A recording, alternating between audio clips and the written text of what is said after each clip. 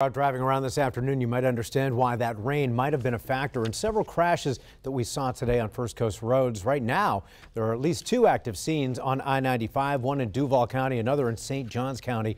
On your signs, Alex Asitis is near International Golf Parkway in St. Johns County as workers continue to clean up one of those wrecks. And Jeff, a full day of wrecks across the First Coast, including one of the latest right here on I-95. This is near International Golf Parkway, still causing a bit of a backup as crews continue to address the situation. It was just one of several that we've seen today. We start in downtown Jacksonville Saturday morning. A vehicle crashed into a Jacksonville Sheriff's Office patrol car.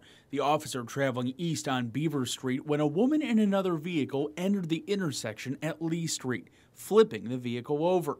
This happening around 8:30 Saturday morning. The officer involved calling in the wreck.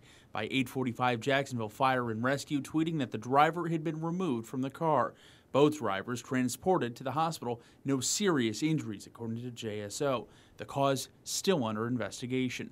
Then to the Shands Bridge just after 3 p.m. Closed more than an hour in both directions. A jackknife delivery truck seen here causing the closure. Damaged, then towed away. We're told also no major injuries. Then it was back downtown for a wreck on the Matthews Bridge. We're told that there weren't any severe injuries with that one as well.